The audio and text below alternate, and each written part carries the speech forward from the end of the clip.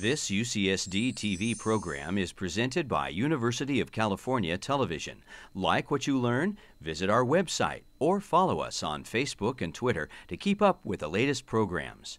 Also, make sure to check out and subscribe to our YouTube original channel, UCTV Prime, available only on YouTube.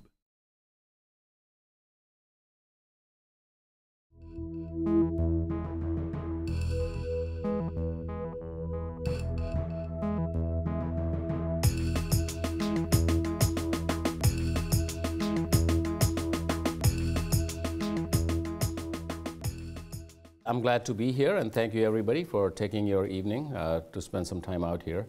I don't know what is it that I'm going to tell you that'll teach you something different or new, but hopefully I think it's a conversation that's going to pursue, that's going to both help me understand this community and help me understand how you perceive UC San Diego within the community, and what is it that we should be doing together to make the university and the community a better place.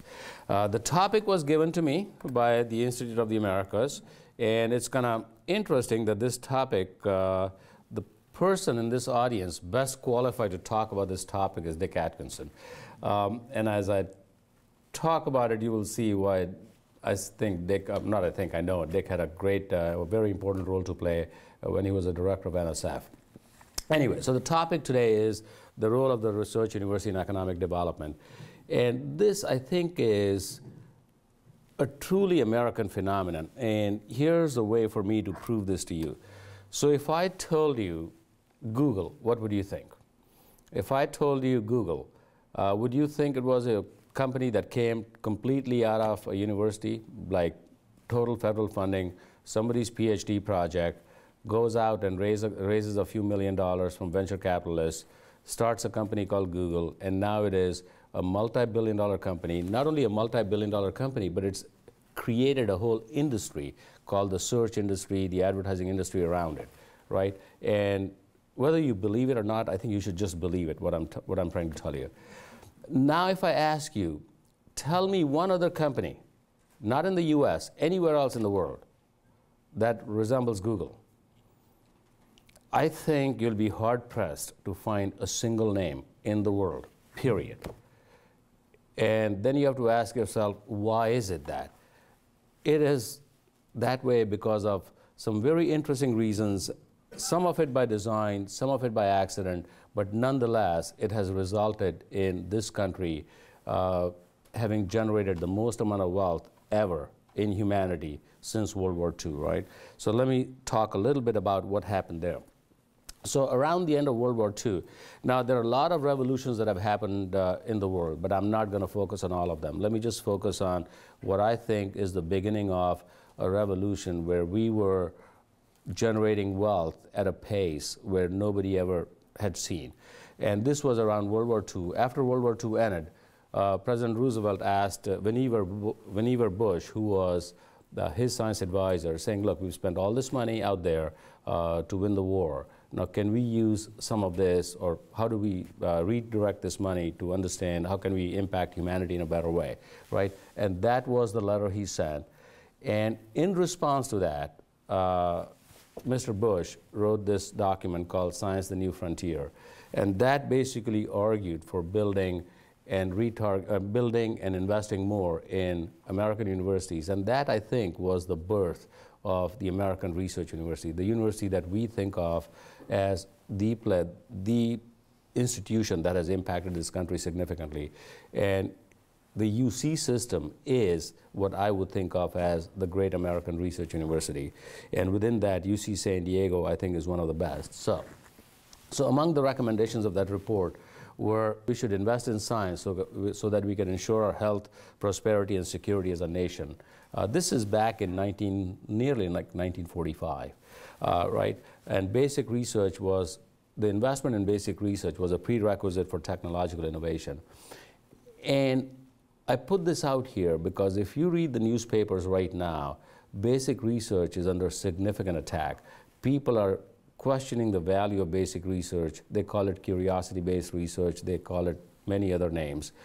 But fundamentally, basic research is about discovering properties of nature, properties of everything around us, and then using them in the context of engineering to build systems that help us become more efficient, become better, live longer, whatever. Secondly, it said the government should invest in university research to meet the demands of industry and government.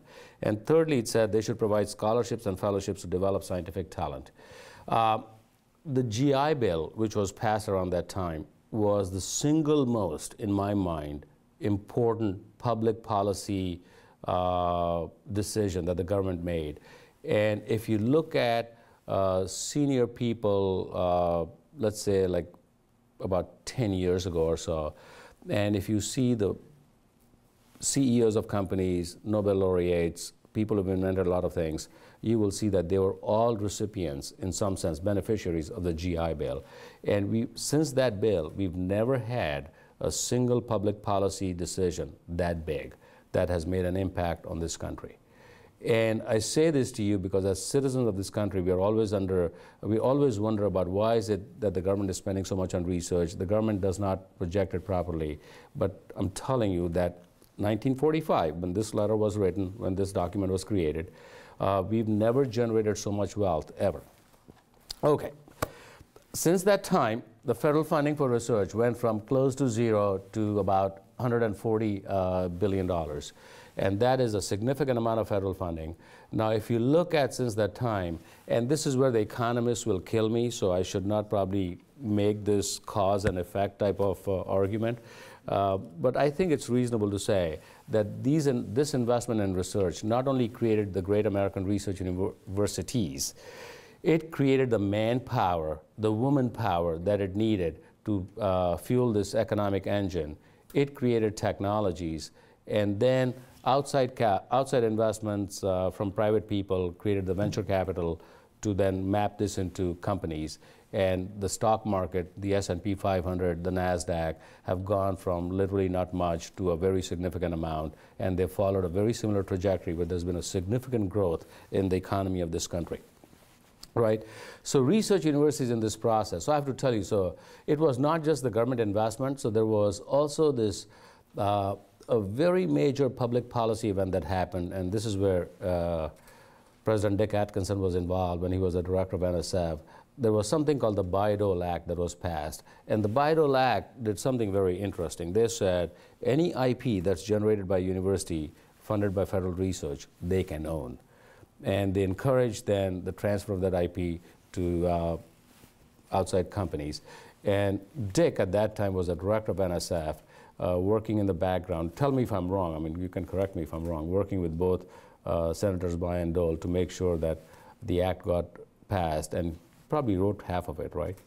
Well, the NSF wrote it, yes. But you were the director of NSF, right? So the NSF wrote it, correction, but Dick was the director of NSF, right? So that's the type of country, through investments in research, through the creation of a great research university, through public policy initiatives like the Bayh-Dole Act and the GI Bill, has created what we see today. And the reason I bring this all up is because many countries are trying to follow the US model. They're trying to replicate the US university without understanding the ecosystem that was created. And I think it is really important that if countries want to generate economic wealth, they have to understand the ecosystem that this country created and replicate that and adapt it appropriately to their cultural context. So I'm not trying to tell them that you should do exactly what we've done. Culturally, they're slightly different. But anyway, so the research universities literally over the last 60, 70 years have become agents of change. They spur a lot of economic development. They create new jobs, businesses, and industry clusters. And UC San Diego is an example where I think it's reasonable to say that because of UC San Diego, we have a biotech cluster, and no other city has been able to replicate it as well as we have in this context, right? We attract resources and talent, and we unite research, education, and service. So we also are in the business, even though the academic mission is our prime mission, the academic mission being educating and training our undergraduate and graduate students, there are other missions, there are other goals that we have, and that is spurring high-tech innovations.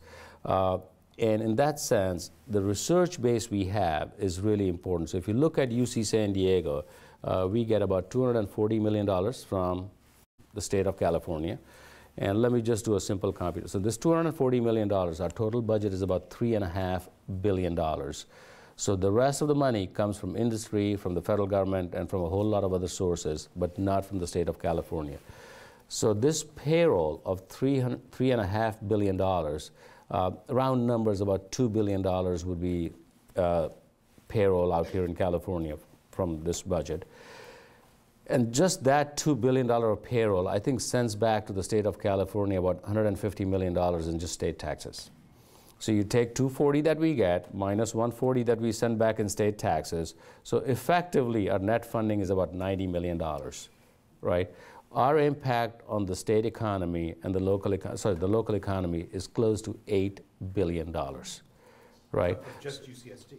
Yes, just UCSD, right? So if you think about the state talking about, and in addition, we graduate or we educate about 24,000 undergraduate students and 6,000 PhD and master's students, all on a base of effectively net $90 million of state funding. So when you hear about the state unit, the UC system being too fat and happy, when you hear about this, actually, maybe I shouldn't say this, I'm being recorded. Well, okay, so the US universities introduced 657 new products, right? About 4,300 patents and 20,000 disclosures, about $2.4 billion in license income, and spun off 650 companies. These are non-trivial numbers. If you look at the $2.4 billion in license revenue, I want to put that in perspective. That's on a base of about, I think, $60 billion of research that was funded at all the universities. So the ROI there is about 3%, right? At $60 billion of research and $2.4 billion in licensing revenue. So that's not the goal. The goal is the companies that were created and the jobs that were created in that context. And then if you look at the last part of this last bullet, 75% of these companies that were created stay in the local region, right? And that's why a university has a very big impact on the local economy in the local region. And that's why if you take the time to support the university, you're actually investing in the local economy, in the community, and in making this a better place. And again, I should point out, UC San Diego is a great example. This is a university where the local community has adopted it so strongly. I have never seen any other local community adopt a local university as much as this community has. And I think it has paid off very handsomely for the community and for the university. Okay, so in the context of the UC system, you can think about the UC system being in the center. The state of California, I just told you, sends us some money. Then we magnify it significantly through private nonprofit sources like foundations, the federal government, venture capital in terms of not investing in the university, but investing in the technologies that we create, in the people we graduate, and spinning out companies. And industry, about 20% of our billion-dollar research portfolio, we have a billion-dollar research portfolio that comes from industry, and that actually keeps us grounded. The federal investment allows us to think about bigger, deeper, longer-term ideas. The industrial investment allows us to, helps us to be grounded and think about solving problems that kind of make sense. And then out from there comes technology that goes out into the workforce, and also come the people. So in my mind, I think UC San Diego has a very important role to play. And even though, like I said, its mission is the academic mission, I think it is the engine of economic growth, not just in this region, but in the state and in this country. Our students, even though most of them stay in the state, not everybody stays in the state. They go out throughout the country, they have jobs, they create companies, and they create wealth for the good of this nation. And the point here is that all of these investments that we are making, whether from the feds, which is also our taxes, or from the state, which is also our taxes, invested in generating knowledge, in generating an educated workforce, map into economic development and map into a quality of life that we have not seen. So as Chancellor, I can tell you that I'm more concerned about, I came here to this country about 30-some years ago with not much, and I've had a great quality of life. I've had this great opportunity to lead this great university, which I would not have had in India, I can tell you that. I can pretty much tell you that. It's not clear to me that my kids who are born in this country, who've lived in this country, will have a similar opportunity and a similar quality of life going forward because of the challenges we face and some of the bad choices that we are making. And one of those choices is not investing in research, not investing in our education system, not investing in our young people and making them as productive as we all have been. Okay, so we are a magnet for state and federal funding. Actually, we are a magnet for federal funding. We are a very mild magnet for state funding. We have difficulty attracting state funding. I told you it's effectively only $90 million. We have a research portfolio of $1 billion.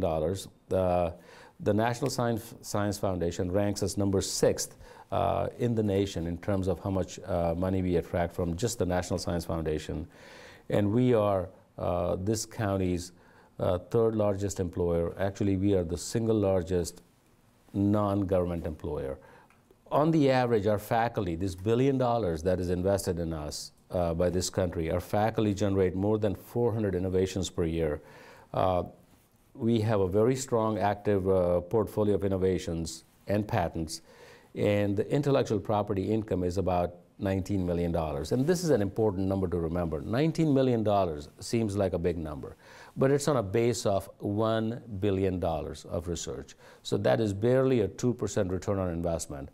So the reason I bring this up is because in these difficult times when people think about the university, they say, oh yeah, you should try to find a way to monetize your patent portfolio and generate more income from your patents. I personally think it's a wrong way to do business. I'm not saying we should hand it out for free, but what I'm saying is our policy to transfer technology that we have created from taxpayer money should be to make it as seamless and as painless as possible. And our goal should be to enable the entrepreneur, enable the faculty member, and to do good in this community and not necessarily increase this number. If this number increases, I'm not going to complain, don't get me wrong, but that should not be the goal, right? And this is an important point I want to make because most universities in this country, especially state universities right now, across the country, they are looking at their patent and IP portfolio to generate more revenue. And I think it's just, in my mind, it's the wrong way to do business. And in my mind, the good example is Hewlett and Packard from Stanford. When they left Stanford, which is really the creation, the initial days of creation of the Silicon Valley, they just walked away. And what they have given back is hundreds of millions of dollars, a lot more than the patent income that would have been generated. Right? Now, there are some legal reasons why we should protect our patents, why we have obligations to protect our patents. But that does not preclude us from making the process of transferring our technology seamless and painless, both, right? And as Chancellor, I'm telling you, that's where I'm going to be headed. That's where I'm going to be working with internally within the university and with the community to make sure that it's a seamless and painless process. We have all UC campuses are connected to industry, but we are actively engaged in more than 400 companies across California. And this is also something I want to change. California is the 7th or the 8th largest economy in the world. But with that said, there are a lot of companies outside California that are of significance and important to us. And I think as UC San Diego, we need to take a view that we might be acting and located locally, but our impact should be global. So when we think, when we do research, when we publish our results, the ripple effect should be global. It should not be just based on what people in San Diego know.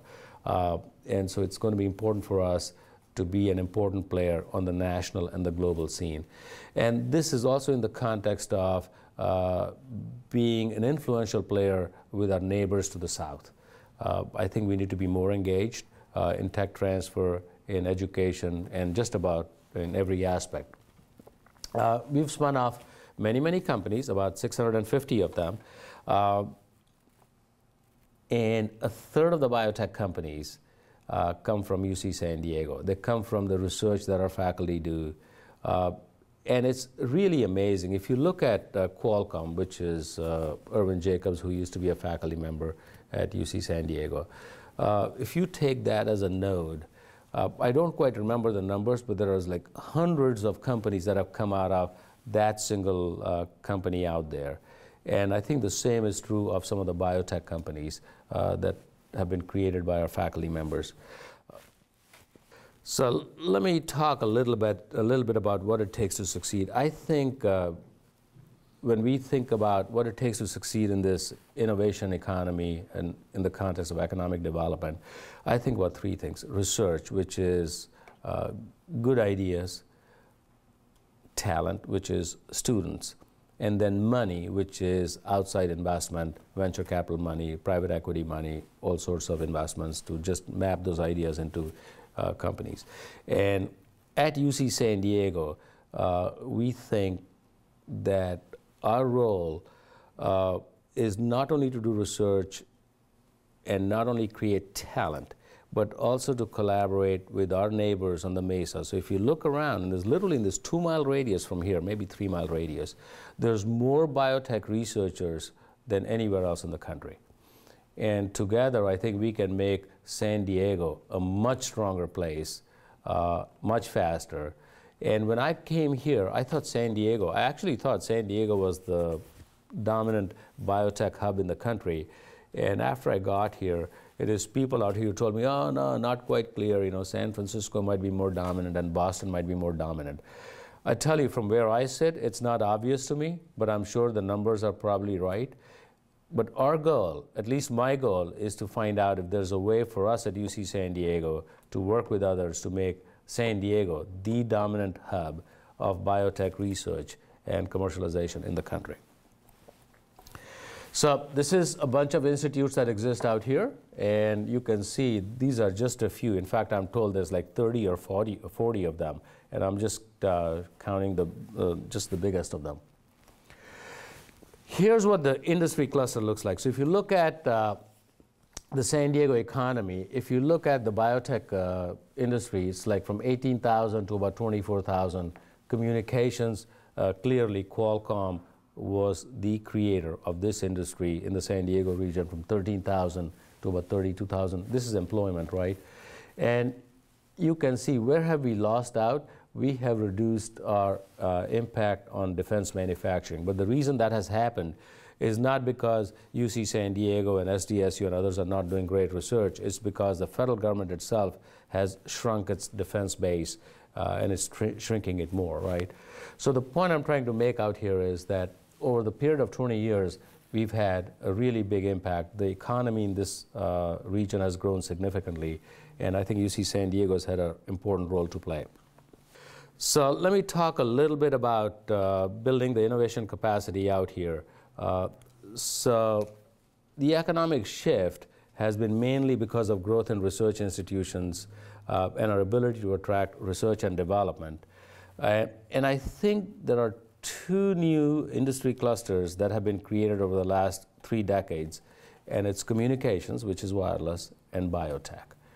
And that is truly a success story. I don't know of any other city in the country that has created 2 new clusters with significant employment in a matter of 20 or 30 years, just based on the research and investment at a university. The last thing I want to talk about is actually building international innovation capacity. As we move into the future, you can see that a country of, and let's just talk about the country, a country of 330, 340 million people is not going to be able to control multiple $1 trillion of economy. There are other countries that are getting hungry. They've been left behind, China and India being 2 great examples, Brazil being a 3rd example, Mexico being a 4th example, where they have significant growth rates. There's a whole continent called Africa that has been left behind with 1 billion people, which has a hunger for growth. So if you look at what we have done in this country, this wave of economic expansion, and this is, I'm not an economist, but this is just my approximation, starts out here in the US post-World War II, and thanks to the Marshall Plan, is in Germany and Japan. They are being built, and somehow it transforms Europe. Then it's in Asia. Then the wave is kind of stuck there until about 10 or 15 years ago, maybe 20 years ago, when it starts finding itself in China and India. And the only way for it to come back to this country is to have traversed the world. And it has still not touched South America effectively enough, and it has still not touched Africa effectively enough, right? So my view is, if we have to think about the future of this country, we have to help these other economies grow. And what better way for them to grow? There are many ways for them to grow, but I think one important way is to replicate the example we have in this country, which is of this great American research university, great policy initiatives that's supported, and try to replicate it in one or two of these countries. Now, I have to tell you, I've tried this for 10 years, making this pitch in India. Answer is zero, not interested.